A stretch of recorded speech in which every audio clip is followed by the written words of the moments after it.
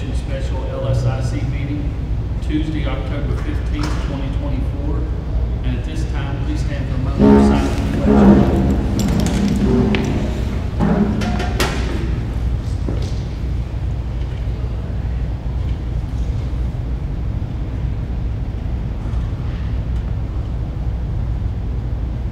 Thank you. Please join the board with the pledge.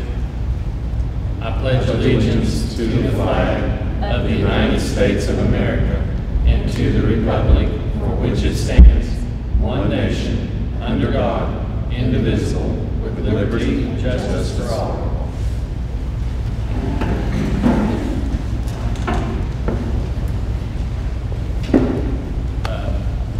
Today's meetings are to hear LSIC reports from Panther Creek, Richwood High, and Richwood Middle. Cherry River will be at a later date. So at this time, we're ready for Panther Creek.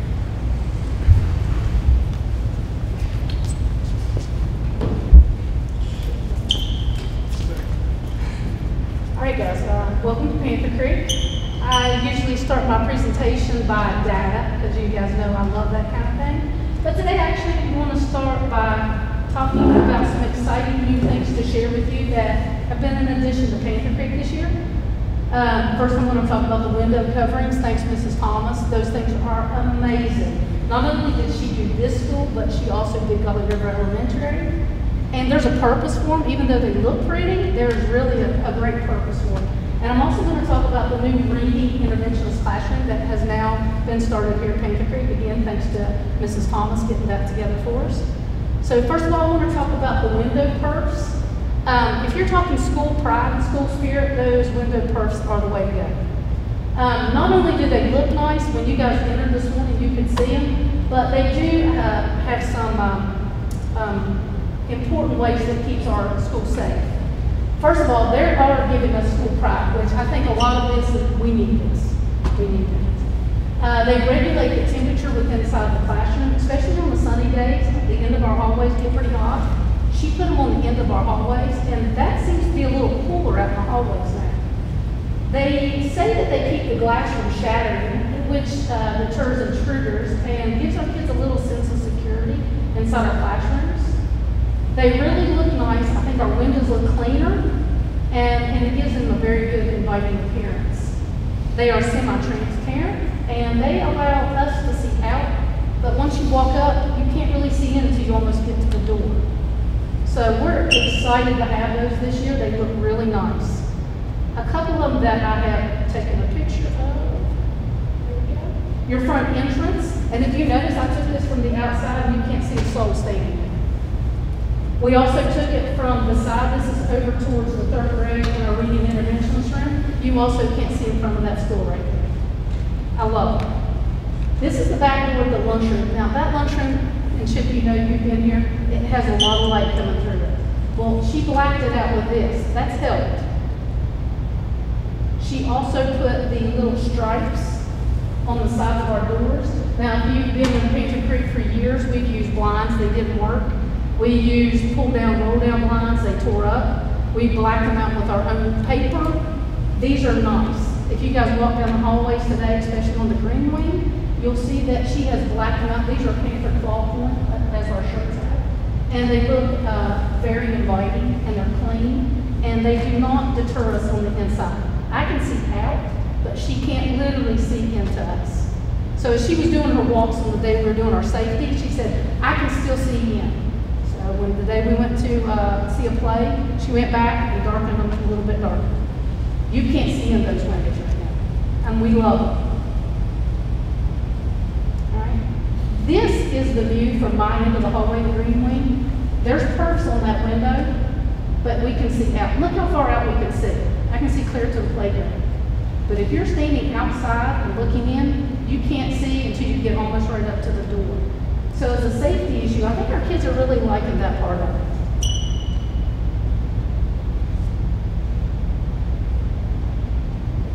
When we get rich, because we know we're all going to be there one day, we'd like to do our library. Our library has a lot of light. If you would put up blinds and things like that, they're dirty, they crumble, they get hot. But that's our library at this current moment right now, which will hold a 4th grade classroom. There's a lot of light coming through that, and there's a lot of windows. We eventually would love to cover those. Not only that, but we're looking at the back side of our classroom as well. But not only that, this is the back side of our school. She already has the doors covered. But if you look where I took these pictures, you can see students through every window. We actually have those blinds. Those blinds have been here forever. They're crusty, they're old, they're nasty. But even with the blind being halfway full, we get no light. With these, we get a little bit of light. But look where I took the pictures. You can see every kid inside that window. So we're really excited to have those this year. Another important part of Panther Creek that we want to talk about today is our new reading interventionist classroom. It used to be our science classroom. Every kid in this school is getting an intervention. Every kid, every class, every grade. This classroom is a little bit different than the usual intervention classroom. Miss Brain is teaching the class. She is a week behind the regular ed teacher for reading. A week, 2, she told me sometimes. She's providing the same thing in the classroom, but in a different way. Such as she's been a little bit more fun. She said that she's actually doing sight word bingos. She's doing writing in the sand for the little kids for their letters and numbers. And she said that she has so many ways to teach a lesson that the kids just think it's fun. They go in her classroom now and they'll say, oh wow, I can't wait to get in there. She also serves as a data collection for her intervention, which saves us a lot of time. And she is serving as our SAT leader. Am I correct with that, Regina? This is her classroom. And tell me that's not an inviting classroom. She cleaned it up herself. We threw a lot of things away. That classroom right now is set up as 4 tables. She has help. She has aides coming in to help her. Each table represents something that she's doing that the classroom teacher is doing. Where I think that's going to go for us is I think our reading scores are going to be higher than ever. Maybe not this year, but once we get it settled next year. So we're excited about those 2 parts of Panther Creek this year. My favorite part, where are we? If you look at our school ranking this year, Panther Creek went up 23 places. And I told you guys when I came last year, I said, we're going to do better. We have. Right now, we're ranked 67 out of 368 schools in West Virginia. So we did better. Our average state percentile is about an 81. We're almost about where we were when we became a national blue ribbon school. We were 71st and 54th about that time. So we're working our way right back up. If you look at our 3rd grade scores, which these will be our 4th graders this year, they did an amazing job. In math, they scored a 65, which the state and the county was only 52, 53. In the area of reading, they were 65 again, and the state and the county was only 40, 46. Those are our 4th graders for this year. That's just starting. If I look at 4th grade, which is our 5th grade this year, they are at math, they are 58% last year. They beat the state and county. And in reading language arts, they had a 54. We beat the state and county in both of those. The 5th graders that just left the school last year and are 6th graders now, they were 70% in math, which the state and county was only 49, 39. In reading, we were 52. We beat the state and county, which that's what you always like to do. And in science, I believe this is going to improve a little bit. We've taken our science and brought it back into our classrooms. So now our classroom teachers are going to be responsible for these. It's working out great. Intermingling it with our reading program. We're at 36. I guarantee that number would be a lot higher this year.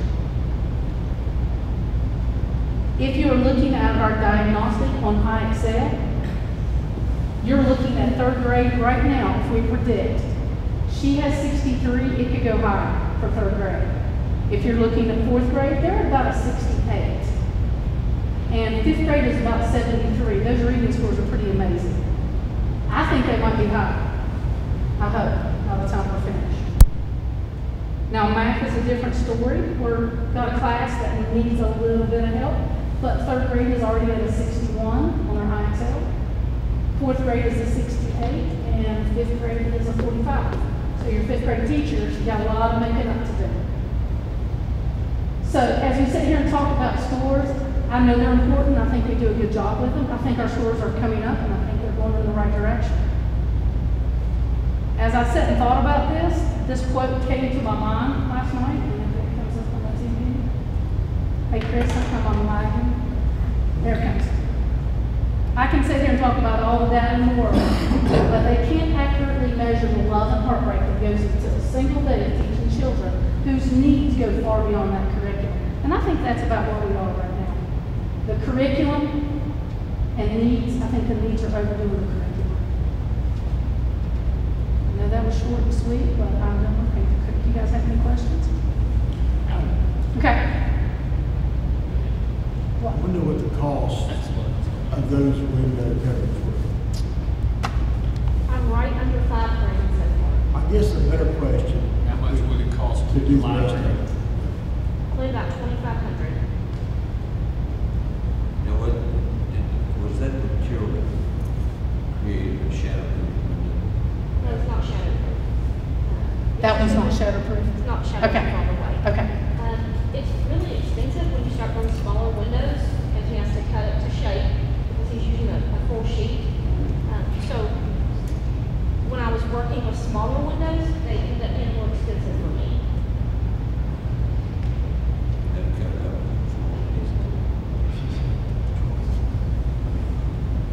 Any other questions? The fifth grade math teacher is going back to serve those kids. Thank you. Thank you, guys. Thank you. I think something we'll entertain, maybe, if the board agrees, is we kind of put, you all in a situation with bringing Cherry River up here, so we'll see if we can't find some money. Safety's number one. Man, that's safety. You guys saw it. Try to find us some money to finish your windows. Okay. Thank you, guys. Appreciate it.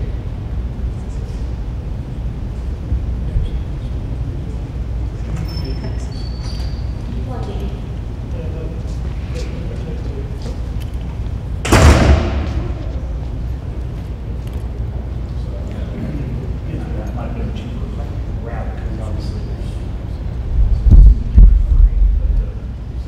Next, we have Richwood High School. Mr. Williams.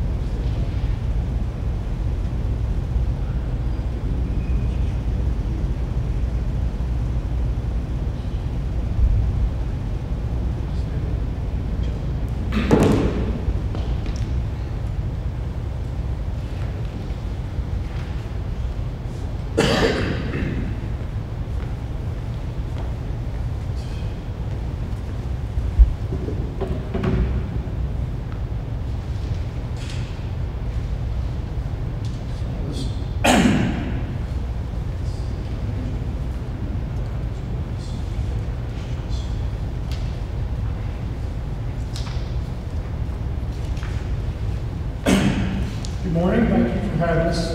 Pardon my voice is a little cracked today. I've got some laryngitis going on.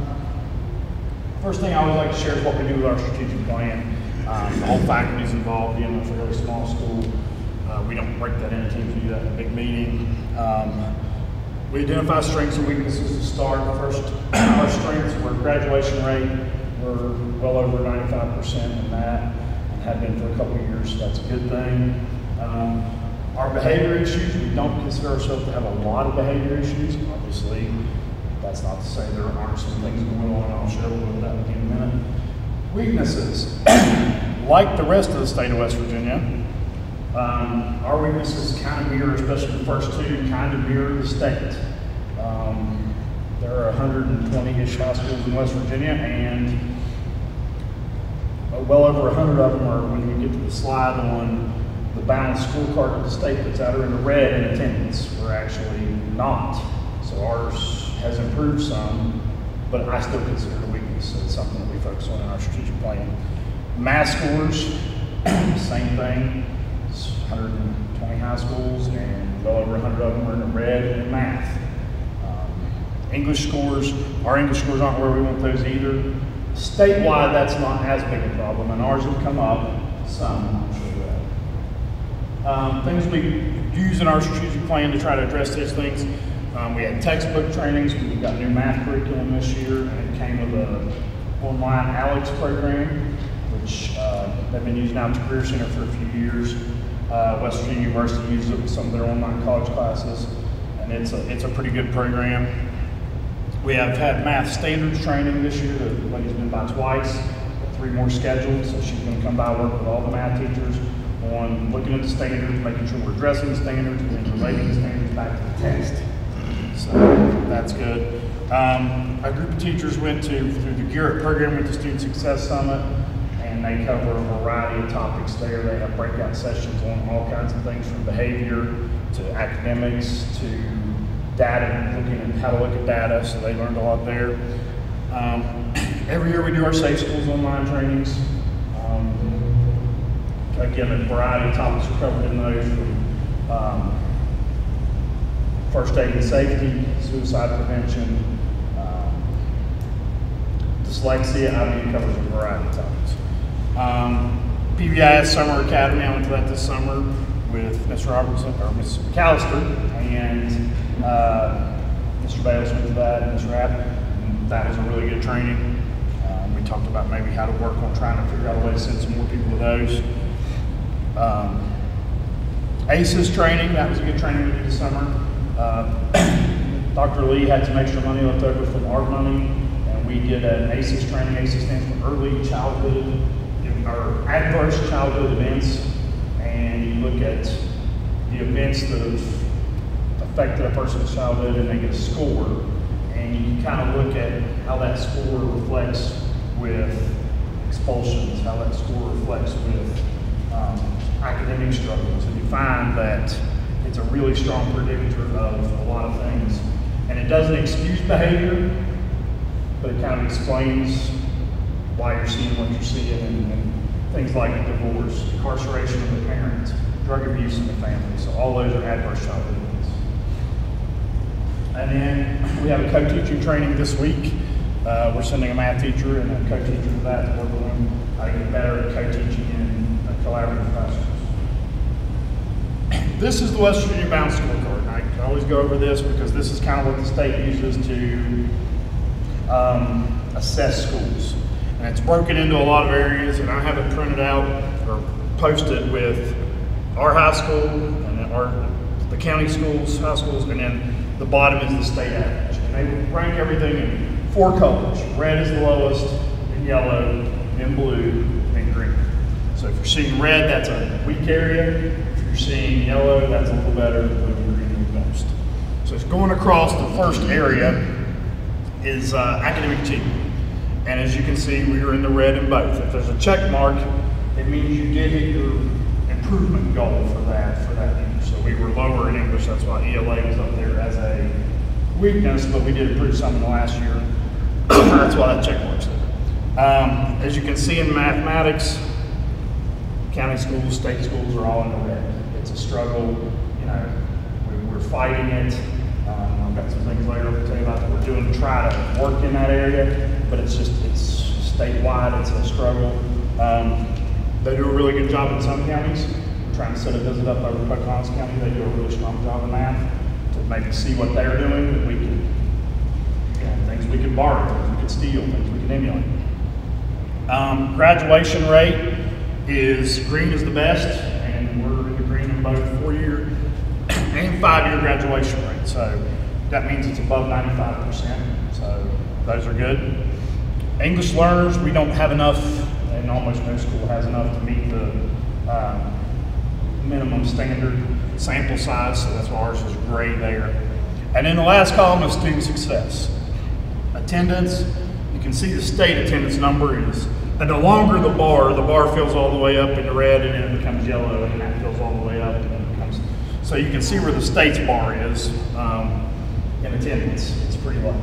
So the lowest, shortest column on there by far in anything is the average state attendance. And the way they measure that is the way we now do it in the county with our 9 days or less for school success. They measure that in chronic absenteeism. So it's not how many kids are there in a given day, it's what percentage of kids are not chronically absent. And chronically absent means you miss more than 10% of the days. So 180-day school year, if you miss more than 18 days, you're chronically absent. So you can see where they're at. Ours is in the yellow, moving up, and it's actually a little better so far this year. So some of the things we're doing with our social workers, our graduation coaches, our community and schools people we have, are making great strides in attendance, and I thank you all for having those positions, because a lot of counties don't, and that support's vital there. On track to graduate, ours isn't really great, and probably I shouldn't, but this is the one I put the least stock in of all of these, because I feel like on track to graduate is the percentage of 10th graders who have 12 or more credits at the end of their 10th grade year and have passed all their core classes. On track to graduate is supposed to be a predictor of graduation rate. Our on track to graduate is in the red, and our graduation rate is in the green.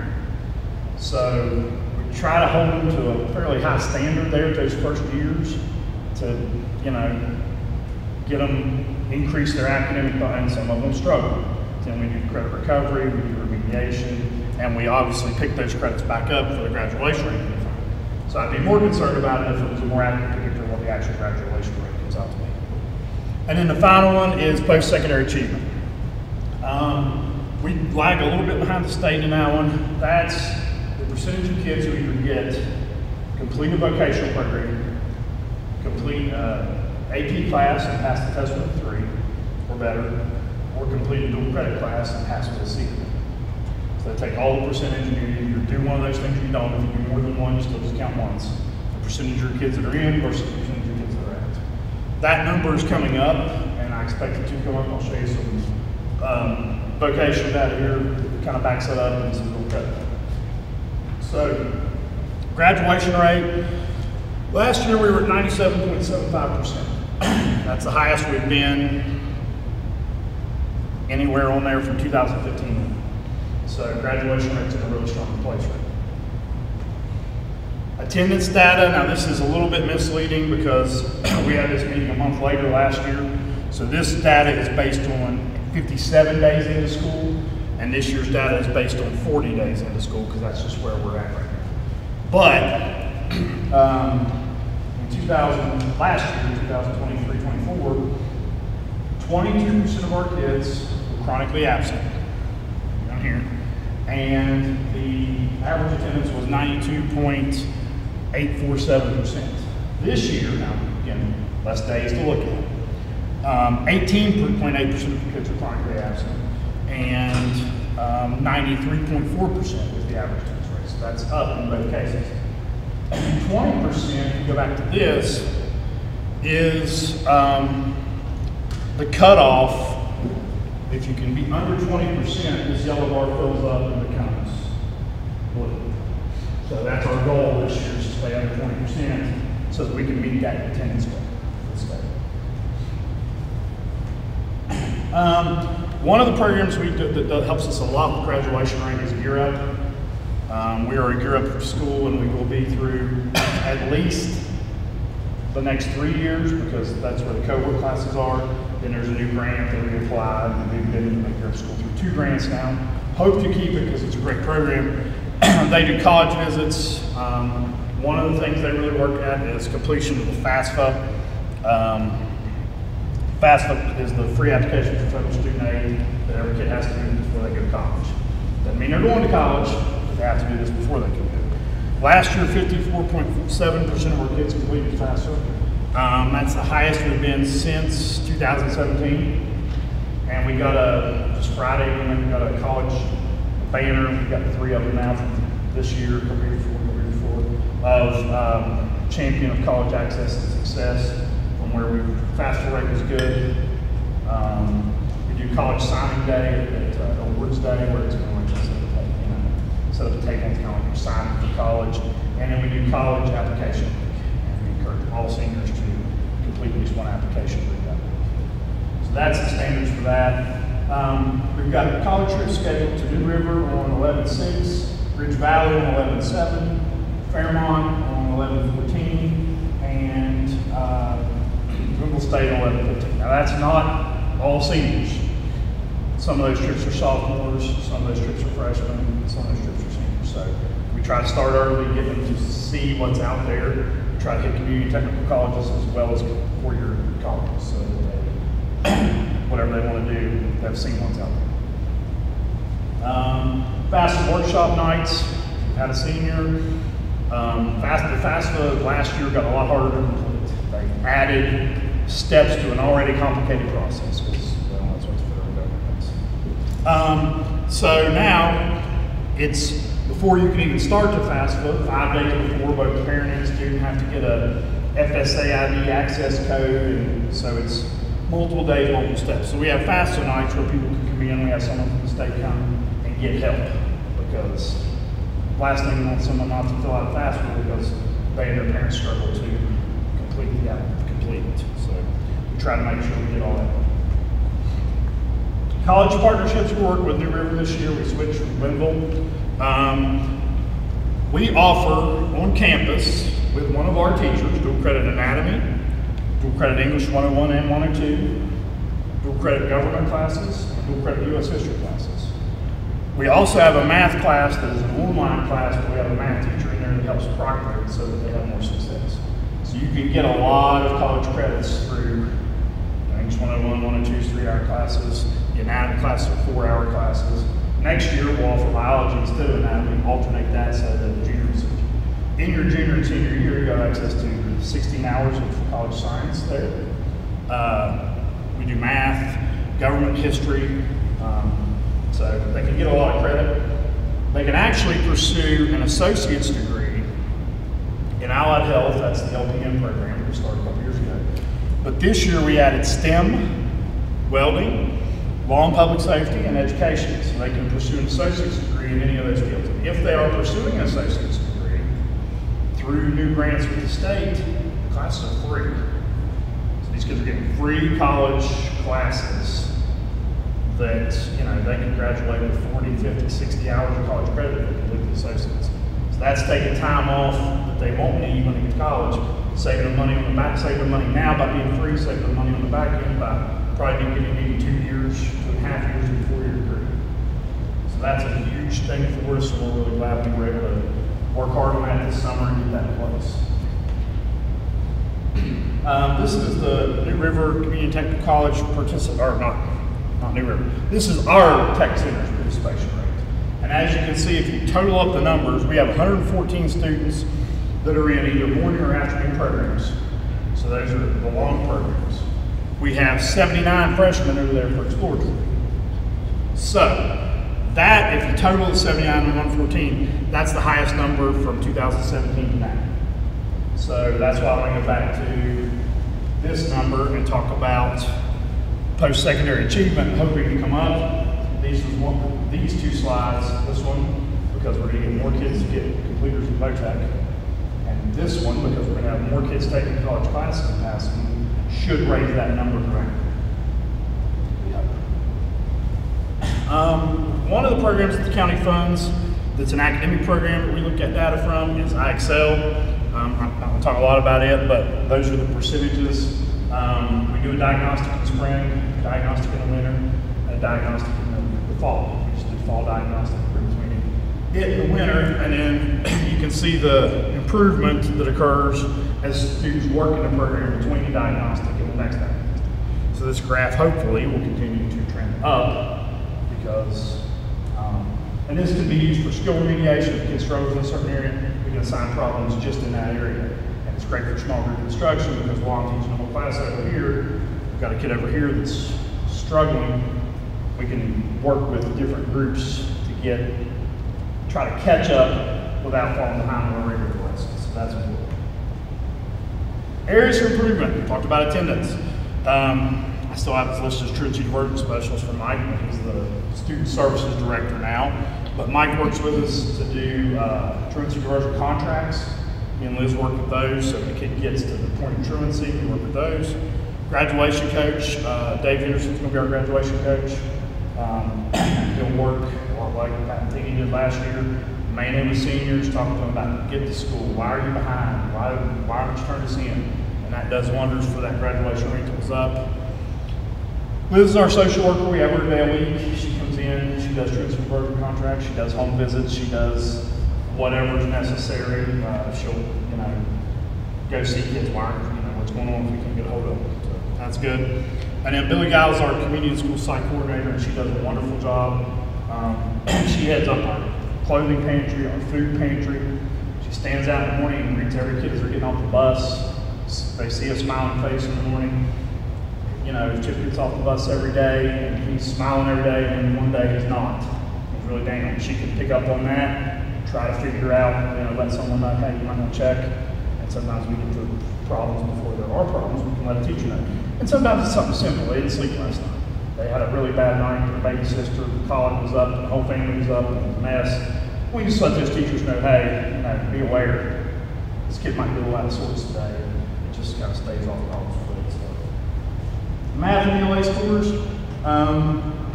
11th grade, we're going to start 9 weeks since today. We're going to start this week with 11th grade during AA classes.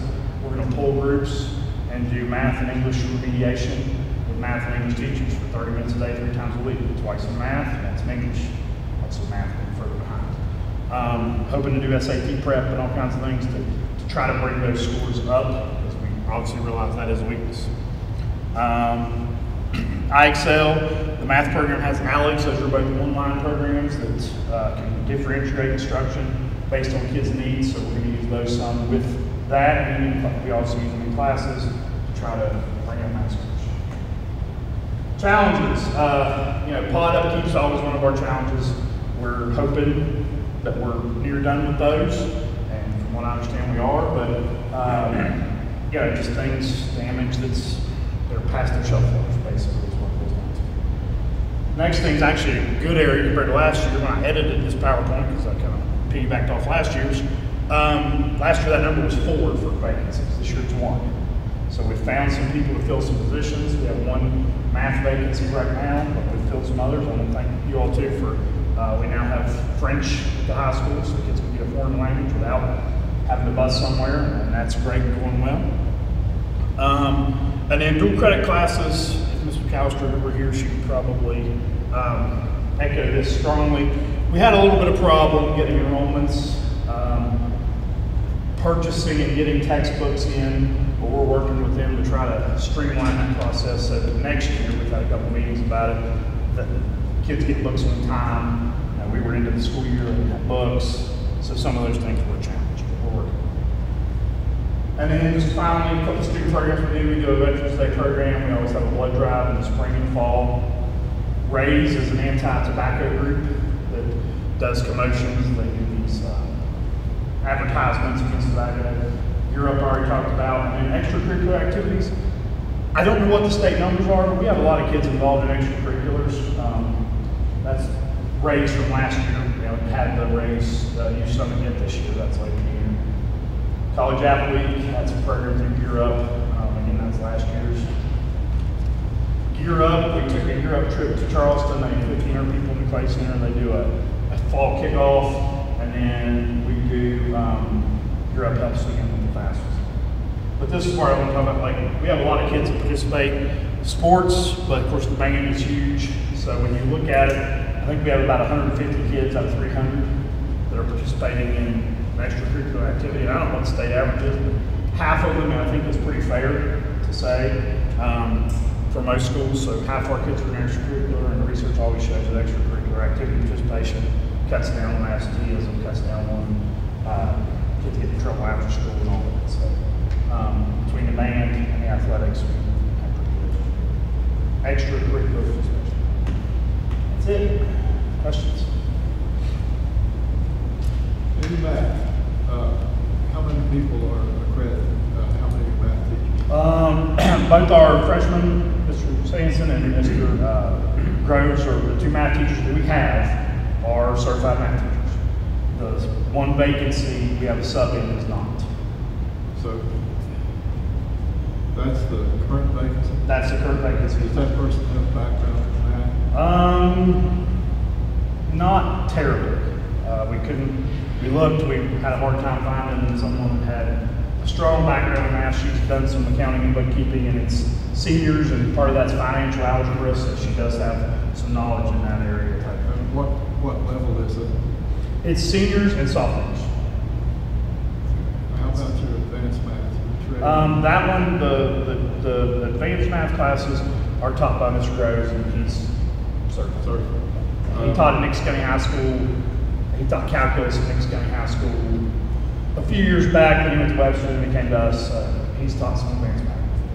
Okay. Elaborate a little bit on the co-teaching training in math. It's actually tomorrow, so I'm not yet sure exactly how that's going to work.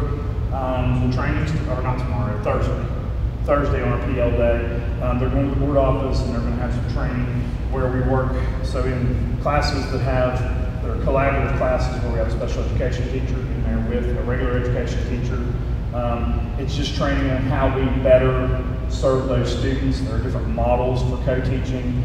There's, I teach, you teach, we teach models. I take a small group, you take a small group, and we work and switch. There's just various different ways that it's important that they plan those out together, and then they, so that you're not just sitting in the back through the coaching, you're not just sitting in the back room while I'm teaching, that we're all doing something to serve all the kids in the best way possible. So I'm not sure exactly what that training's going to look like on Thursday. I'll know more after they have it and talk to them. In your math over here. I understand. In your math vacancy, does that person have someone that they can assist them? They work, she meets with our other math teachers periodically to talk about, how would you do this, and she tries to, take that advice and create lessons. From what I've seen, she's doing a pretty good job with the math. But no, she's not. It's not sort of like it's the same. Scott, would you also collaborate on going from the integrated math to? Yes, I should mention that. We switched this year from, we were, back when I was in school and all before that, we had algebra, what we do now, algebra 1, geometry, algebra 2. At one point, it's been a few years back, we switched to integrated math, where we did math 1, math 2, math 3. And this year we switched back to, a lot of the states switched to integrated math, and pretty much everyone is now going back to, we were one of just a handful still doing integrated math, and we switched back to algebra 1, geometry, algebra 2 as the 9th, 10th, 11th grade sequence. What that means for us is, teachers like it better doing it that way, but what that means is we also have to catch up some gaps that occur because a standard that was in math 2 would be maybe a standard that was in algebra 1. So if they had math 1, they didn't get it because they're supposed to get in math 2, so we have to go back and catch some of those standards up. And they have a list of which standards they need to remediate and go back and catch up so that we don't miss things. But you're still able to offer trig and pre-calc? We did not this year because we didn't have, typically what our kids have done instead of trig and pre-cal is go algebra 1, algebra 1, geometry, algebra 2, or in the past math 1, math 2, math 3, and then do college algebra their senior year. We could do trig and pre-cal, but the interest has been more algebra 1, algebra 2. Now we do have one student who, because he was accelerated through the VOTEC math program, wanted calculus, and he goes the first period to Nix County High School. So we can work there. I know you have an excellent math teacher at VOTEC. Is there any sort of attempt to try to see if you can get some of those, maybe you only have 2 or 3, but some of the more advanced math go to VOTEC? We could talk to them about that. Part of the problem, I won't say the problem, but part of the issue with that would be that they have VOTEC classes that they're covering as well, and in order to offer the embedded credits in VOTEC, it's hard. They did, we did that last year. We had some kids out there that did math out there. But we've got enough room to teach a college algebra or a trig pre-calculus. We just didn't have the interest this year because all the kids that would have been interested wanted college algebra, because they're going to get that college credit in college algebra. And for many majors, college algebra is all you need. You can go to believe it or not, you can go to med school with only having college algebra, dental school or whatever. So you don't, calculus is encouraged, but so a lot of them, they see that college credit. And if they don't want to go into something medical or engineering related, there are a lot of them like, yeah, give me that college algebra and I'll never do math again. Or is it available through college partnerships? We could teach, yes, they could take online college partnerships, college trig. They could do that. We could do online math through really any college, but we would use probably New River because right now that's who we're kind of. It can be done if they want. Yes, absolutely. Thank you, sir. Yep. Yes. Chronically absent students, I'm guessing you all probably compare that year to year. It's probably the same kids over and over. It is. I mean, sometimes things change. I mean, that's where our social workers, our community schools people come in. Community schools has 25 what we call case managed students that they're intensively with, and that's permission from the parent, all that. But they meet with them, and sometimes we compare it, and the kid will pop up that's never been chronically absent before. It's like, it's weird, what happened? And sometimes it's a life circumstance, change at home. Could be a variety of things, but usually, yes, our chronically absent kids are chronically absent. You can track it all the way back, and they're chronically absent for Regina in elementary school. It's just a pattern. So yeah, we look at that, and when those ones do pop up that are a little bit different, we also explore why is that happening. But and again, like ours is it's bad, 20%. It's 1 out of 5 kids are chronically absent. But when you look at the state numbers, it's not as bad as some places have it. But that's certainly something we want to improve. We want to get into that blue. Like I said, if we can keep that number under 20%, we'll get into that blue, which is kind of the goal. Well, I just want to say one other thing. Over the last couple of years, when the board moved the middle school over to you all, I appreciate you and Mr. Collins, the way you all work together, and the staffs work together, and obviously the kids see that. If you don't work together, kids pick up on it faster than all the elementary. Yep. But anyway, appreciate you all the way you work together.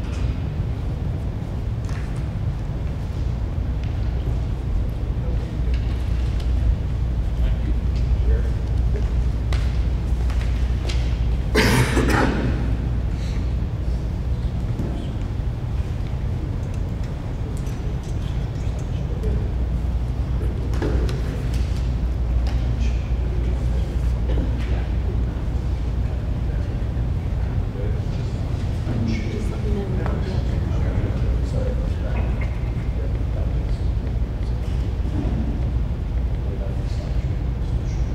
Okay, as Mr. Collins comes up, I forgot to tell you all, Mr. Ferguson could not be here today. He's also on the West Virginia Medicine Board, WVU Medicine Board, and they had a meeting, so he couldn't be too close.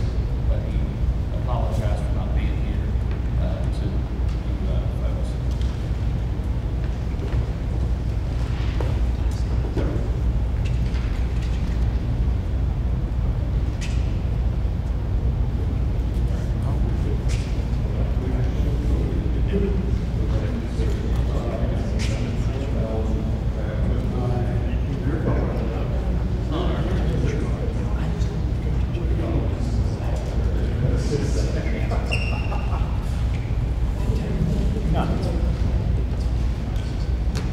All right, good morning. Thank you again for the opportunity to speak in front of you and share some of the things that are happening in the middle. Thank you for allowing us to use your school this Thomas. Again, it's one of those things that each year when I come, I try to tell you a little bit of the good things that are happening. And by far, the most exciting thing that we have added this year for Richmond Middle is our therapy. As I was just chatting with Mr. Bean there about, I plan to actually have him with us today, and unfortunately the rain sort of changed my plans. I didn't want us all to have to deal with a wet, sloppy dog in the building this morning, so I didn't load him up. It was pouring with rain when I left the school this morning. But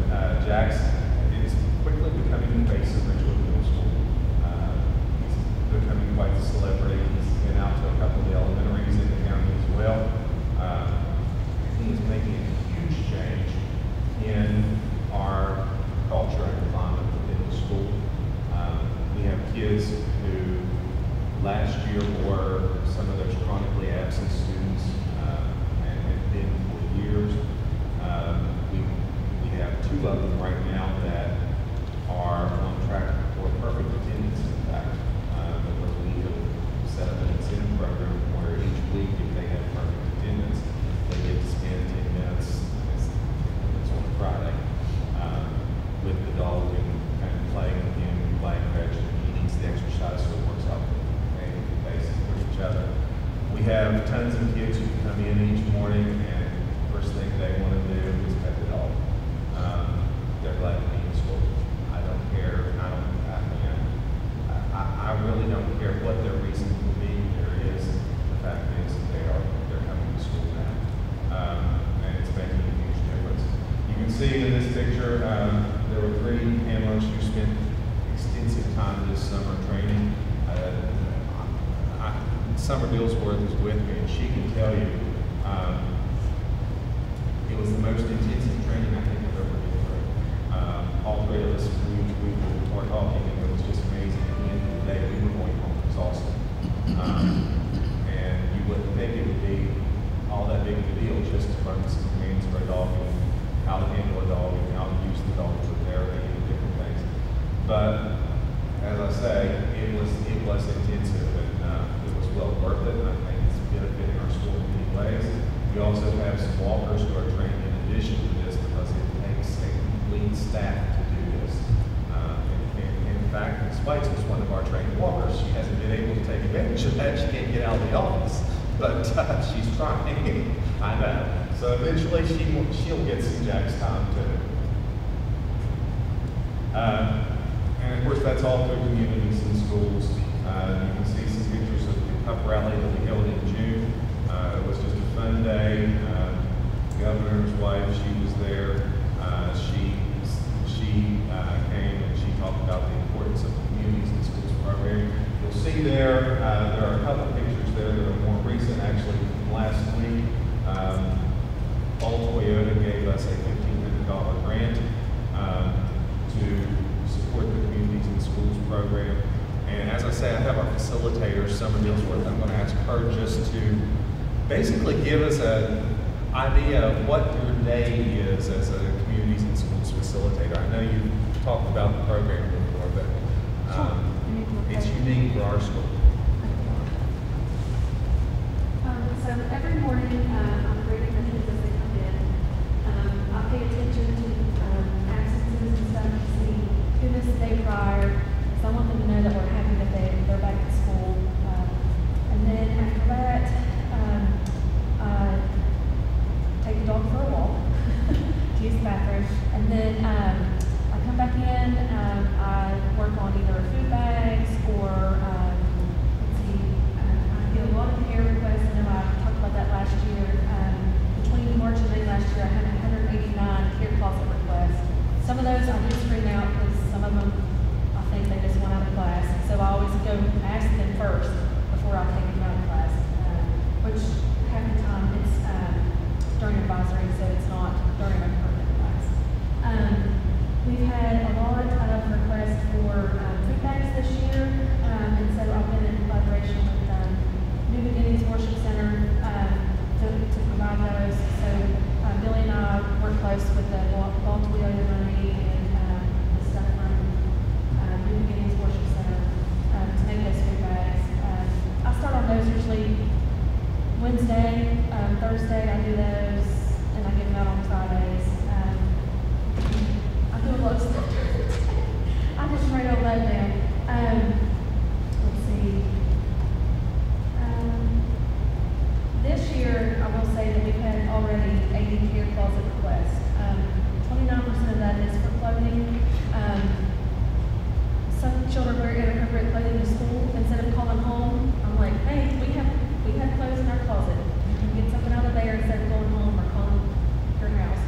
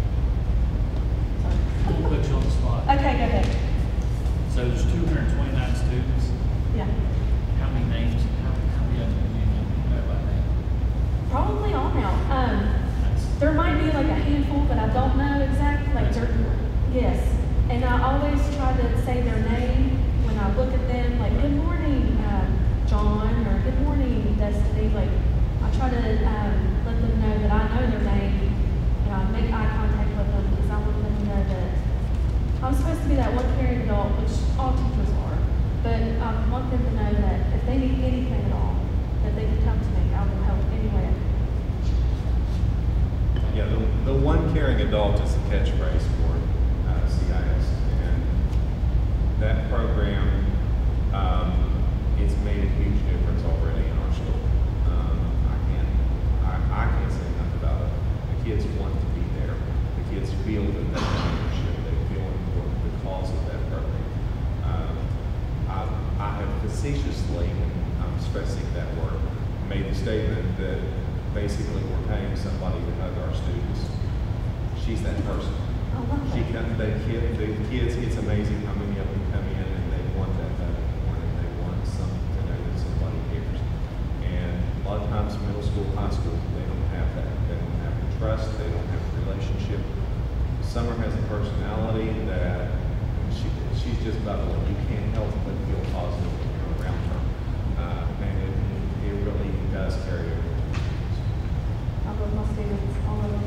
I think they know that, and they can come to me anytime during the day if they need to. And I'll always be that caring adult for them. Even from years past, I have kids that have went to the high school level that still come and talk to me every time. You serve both the high school? No, Billy Giles does the high school, Miss Giles. So we share an office though, and so that's, which thank you for that. We have a space. I really appreciate that. And we have power in our shed, and we have our heating and cooling units in, everything. It's like a seamless, I appreciate it very, very much. Do all schools have this? No, it's Richwood Middle, Richwood High, and it's the three that are presenting today, actually. It's a wonderful program, and I'm glad to be a part of it, honored to be a part of it, actually. I think we're long-term going to see a reflection in our dropout rates and our attendance rates. I think, academically, CIS will tell you they have no data to support that it really improves academics, but the fact is most of the CIS schools, they do show an improvement in Well, academics. if they attend school. Yeah. Exactly, that, Yeah. Yeah. so. Thank you. Thank you. The only other thing I'm going to throw in from the CIS is that she really had to be involved with, and Mr. Bean warned us, so I'm not complaining this at all. But the dog is a huge responsibility. Benefits are worth it, but it does take up time, money, every resource. Like I said, there are a team of actually about 7 different people that it takes just to get the dog to the bathroom and to get his needs met throughout the day. So that becomes huge. Just, Good question about the veterinarian. yes. How often do you have to take Jack to the vet? That's one of the other things, and again, you warned us. It's been expensive because of his vet bills. We recently found out has significant allergies, and he cannot eat regular food. Just raising the money for his food, it's costing approximately, right now it's at $100 a week. And we've been doing fundraising to get that. We had donors who helped out with that. Nicholas Animal Hospital, Dr. Craig has been awesome. He has volunteered his services. All we pay for is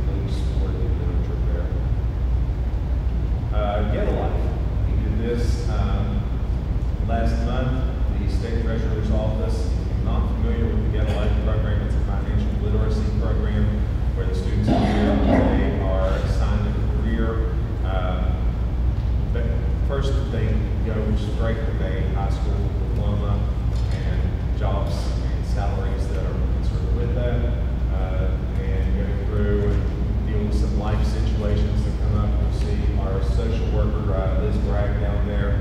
She's handing out a card to one of the students. She was known as the Green Reaper. Those are unexpected life situations such as medical expenses, car accidents, different things that come up, and kids had to deal with that financially. That's round one. Round two is what is the jobs for the salaries that will be available with beyond high school education, post and secondary, where they're actually earning more money, have more security in their career, and kids get to see the difference immediately. And that's in the state treasurer's office. Great program. We've done it every year for many years. Here are some of the art projects that are around our building. Our art classes have been creating a lot of things. I love the eagle there with the flags in the background. Kids spend lots of time with that. Down in the lower, I guess for you, it's going to be the right corner. You'll see a map of the world there. Our eighth grade science classes have been tracking hurricane activity, and with everything that's been happening in the news. With everything that has been happening in the news, they've really been buying into this and studying the weather patterns, currents, and a lot of different things. So it's been a great opportunity for our kids. The PLT government project lead the way. It's easier for me to say. Gateway programs, we have 7th grade design and modeling. Our 8th grade has access to the flight and space, and our 8th grade has access to medical detectives. These CTE programs are awesome, and they're a great way for our kids to really explore some of the things that they can get into careers once we get into the high school. The kids that you see here have designed air racers, rubber band powered, and they're testing. That's part of the design and modeling. As far as staff, I truly believe the staff is the heart of the school. I think I have the best staff. It's to Mrs. Thomas or Mr. Williams about. I think I have the best staff in Nicholas County. I think I have the best staff in West Virginia. Maybe the United States. I don't know. But 6th grade, we have 4 core content area teachers. All are fully certified. One of the absolute strongest teams I have seen. One special ed resource teacher who is fully certified as well. In the 7th grade, we have 4 core content area teachers, again, all fully certified, and a special ed resource teacher who is fully certified. The 7th grade resource teacher, because of the number of special ed kids in 6th grade, is actually having to do a collab period with the 6th, also doing a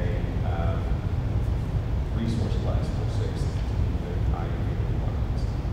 8th grade, we have 1 ELA teacher who is fully certified. We have a social studies teacher, which is shared with RHS, who is fully certified.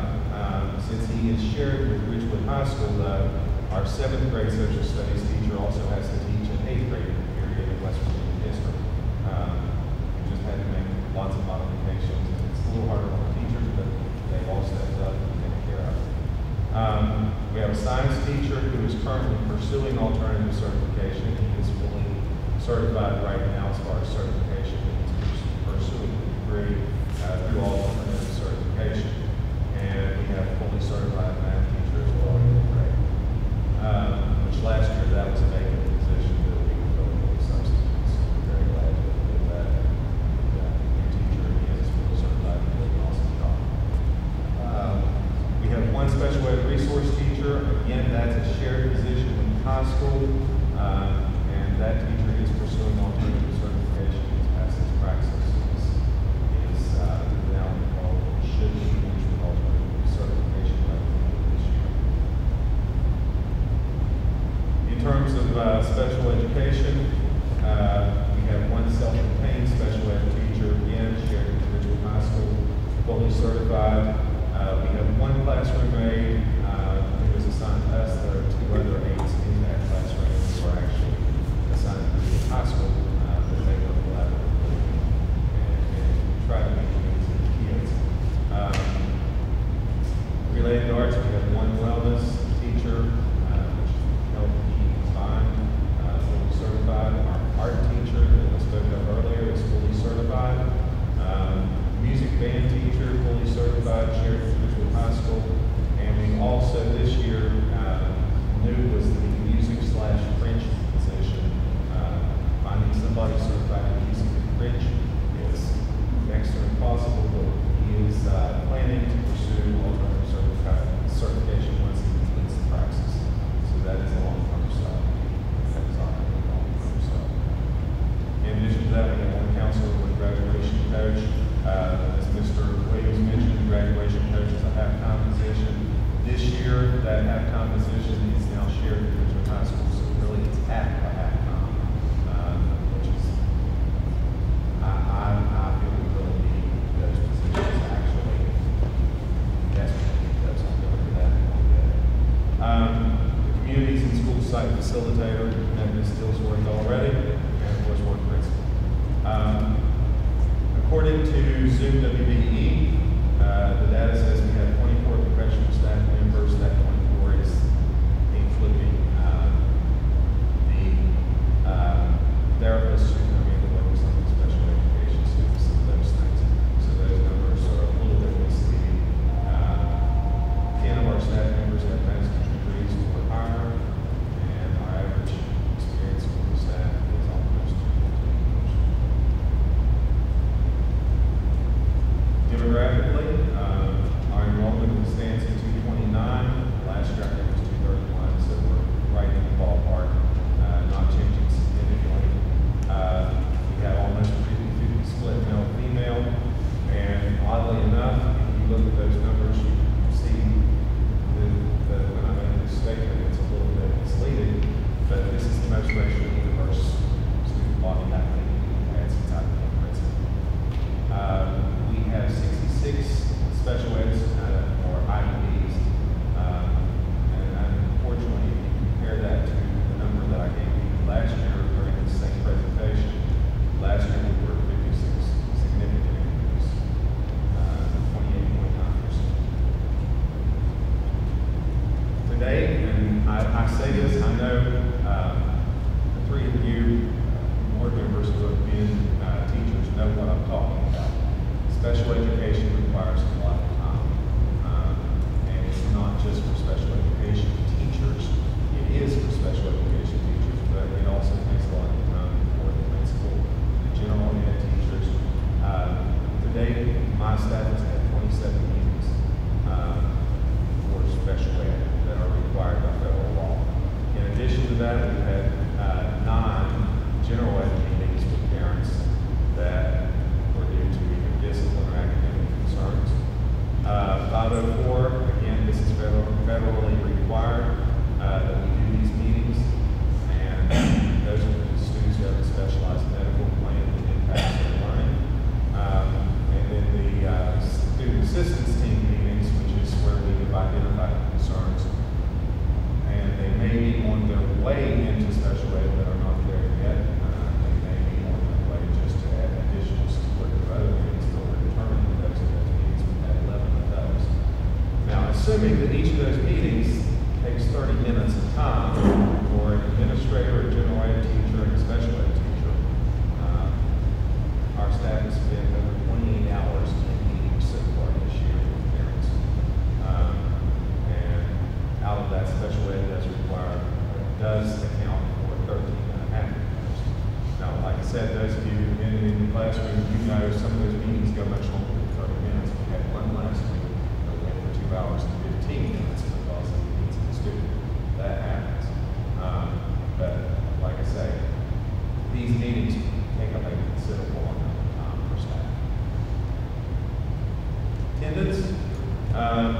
Our ADA to date, this is as of yesterday, is 93.27. Last year we were at 92.6 when I presented the report. So we are seeing an improvement. Williams were here, he would tell you, I can tell you from my time as attendance director, any increase of 0.1% is significant. It takes effort, it takes structure, it takes planning, it takes strategies. That's a significant increase. It's not what we want it to be. We'd like to get about 35 by the end of the year. I doubt that will happen. It's possible. That's where we're aiming for. Chronically absent, that's where I think we made the most inroads. And I really do credit Mr. Williams to the programs he's implemented. Just getting the word out, getting community support has made a huge difference. Last year at this time, I was telling you that we had 28.56 of our students chronically absent. That is not here today, it's over 30% by the end of the year. But last year at this time, I was telling you 28.56. This year, we're at 18.19. That, again, very significant.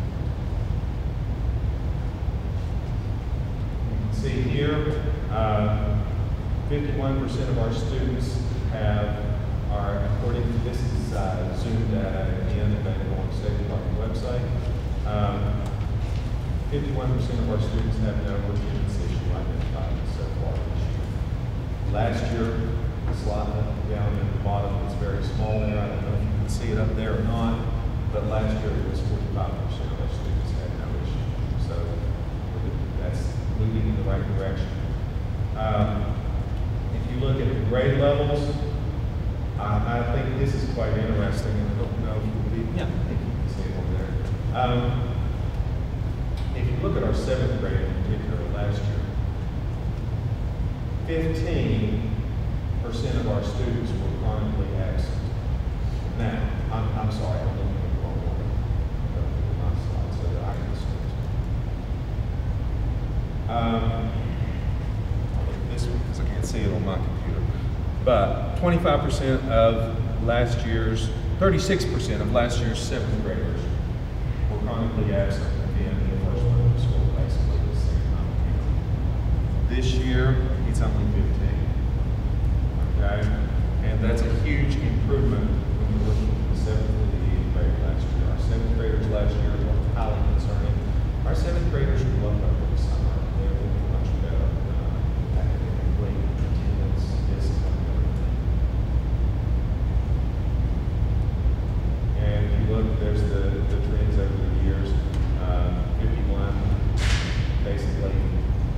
That last time we had any numbers that we could compare to 51% of the students not having attendance issues would have been 2020. You know what 2020 was like.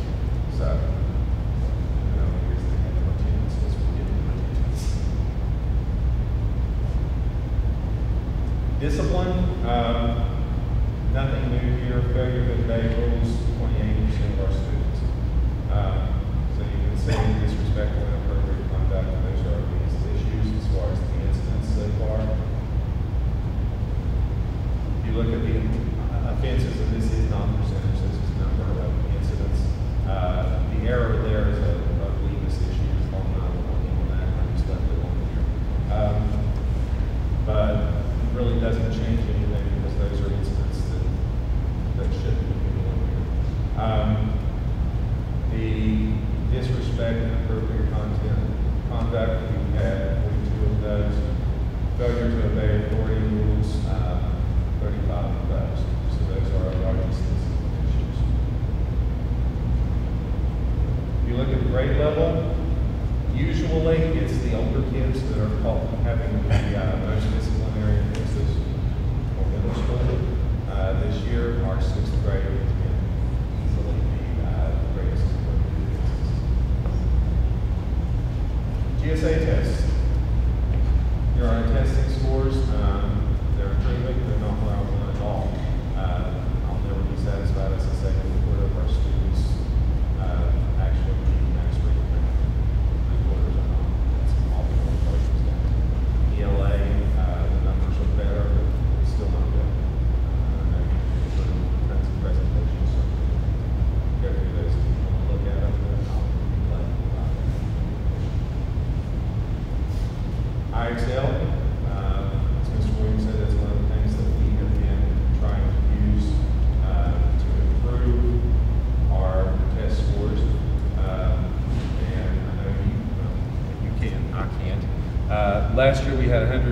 105 students who are falling far behind when I do this presentation. This year it's 137. The numbers are improving.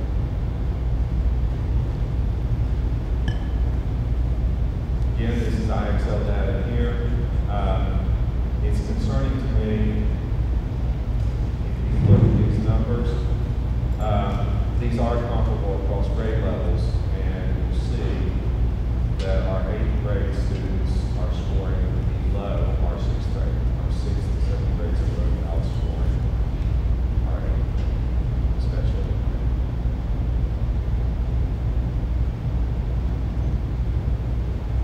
I just put this one there. I know there's no way you can read it, but you all have copies of our strategic plan goals, things that we put in place. This summer we were fortunate, Mr. Williams again alluded to this, but thank you, Sarah Lee, for the art academies this summer. Our school made extensive use of those. We did a lot of things with our identified needs. We looked at academics. We had a specific academic group that came in and looked at the data and went over it and formulated a plan that we've been using.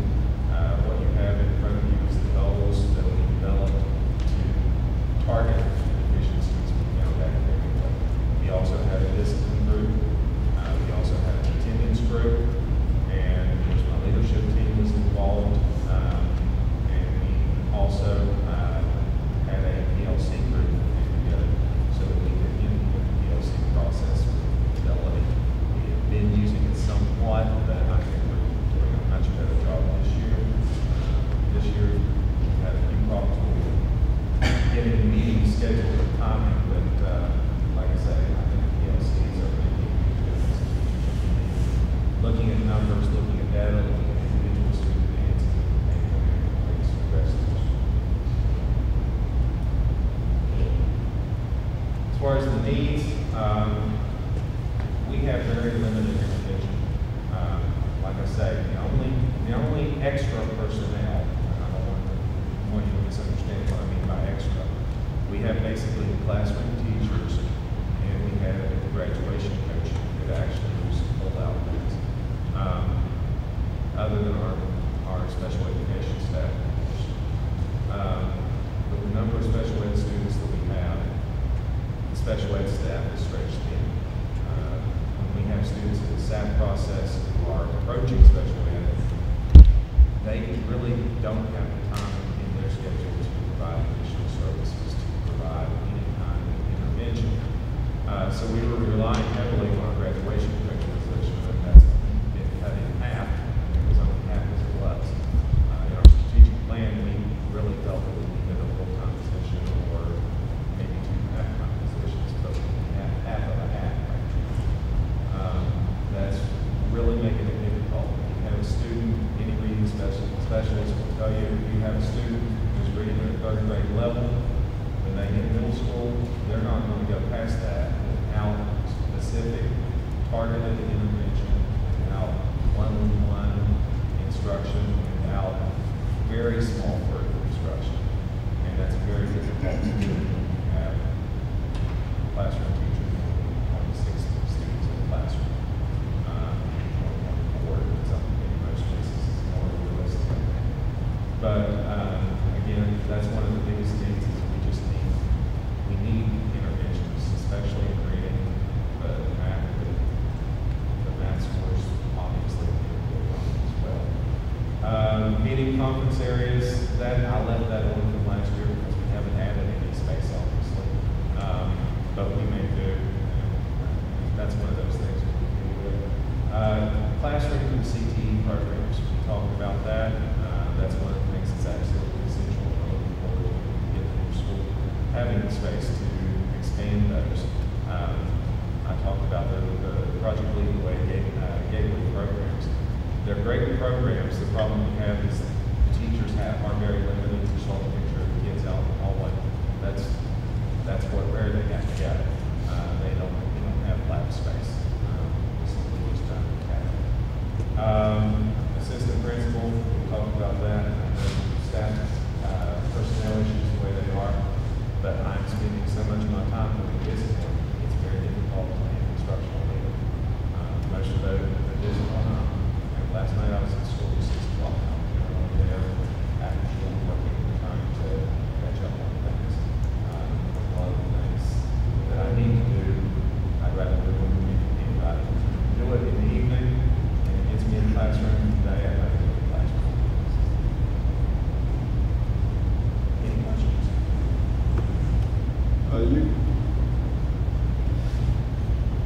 said you improved in math, ELA, and science.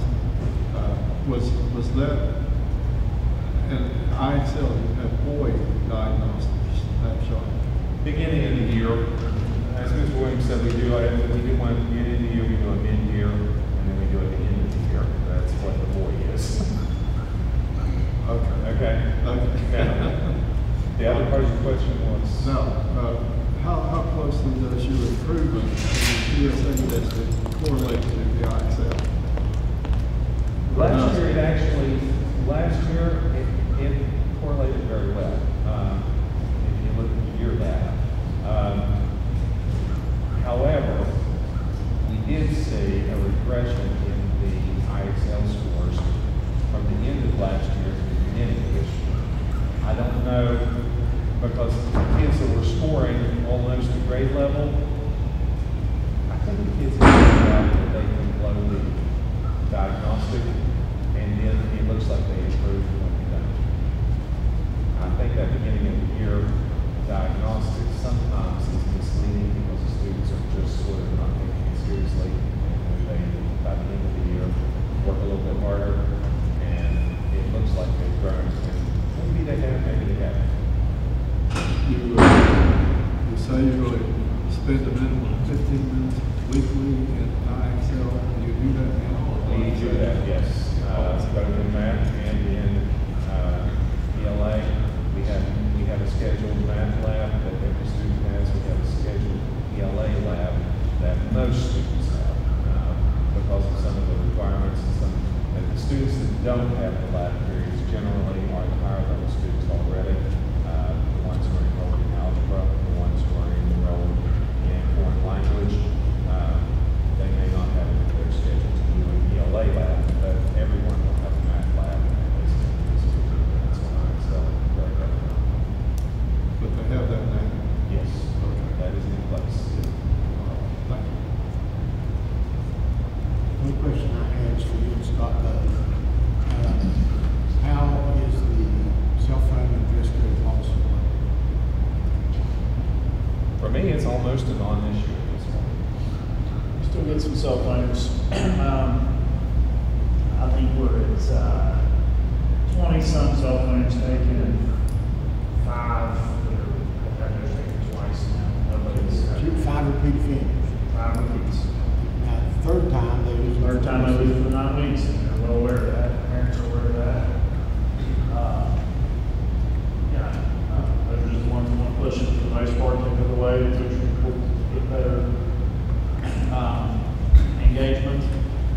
The young lady, the student presented last week, I think I thought I heard her say engagement together. So, not fighting the cell phone for the attention was. Dress code was slow starting, it's gotten a lot better.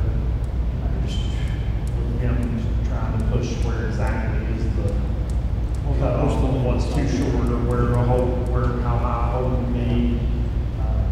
We've slowly gotten that under control and more understanding on their part. That's gotten a lot better too. Cold weather that hurt. We have had more dress code issues than we've had cell phones. You know, honestly, I think I've taken. I think I took 1 cell phone within the past week. It's like I say, it's almost non-existent. Dress code, we've had a few more issues, but you know, teachers have been trying to be as consistent as possible, and I think it's working. I know my personal C1 violation, I don't address it myself, but I tell the teachers to students. But it's, we had more phone, I had more phone calls about the dress code than me, so I didn't get any call myself. I haven't heard anyone. And I haven't had any problems with taking the cell phone. You know, as far as a parent is picture fit and the calls I don't make Well, it's not like, the only time we're asking them to put them away is during instructional time. right, and that covers some of the concerns that some people talk about. Steve talked about last time, like, well, what if there's a disaster? We're not taking it from you, it's still in your pocket. So if there's a disaster or something's going on, I don't think anyone's going in the midst of disaster go, hey, don't have self-imposed college. So it's not like and some school districts, are. So, Oh, some school districts. Vermont County has a bag. Yeah, they actually, They put the phone in a bag in a magnetic box and have to unlock it at the end of the day when the magnetic box. They do use those. We're actually not as, but it's working, so, it's good. yeah, I think, with us, because middle schools are going a little bit further in that we don't let them have them in between classes, we don't let them have them in the cafeteria. By the time they enter our school, they keep them in their backpack bags, until after the dismissal bell. And that's been, like I say, it's been very consistent. It's working very well. I'm very impressed by the number of certified staff and the number that have master's degrees and beyond. Hang on to those people. I'm trying the best I can. Trying. I hear about the special ed teaching Yes. all the time. I try not to say a whole lot, but that is, it's hard. It's, like I said, when you look at the number of hours they're spending in these deals, and then the special ed teachers who have to prepare the IEPs and everything, extra hours, they're very busy. And again, it's not just special ed that it impacts everybody. I've been in every one of their special ed meetings. It takes time away from other things that you could be doing. General ed teachers, it's taking time away from instruction that they could be doing with. Working through, it's usually on planning time, but sometimes we have to pull a teacher out of the classroom and put a different teacher in just to cover those meetings. Again, it's federal law, there's no way around it, I know that. It's just one of those things that we have to work on planning.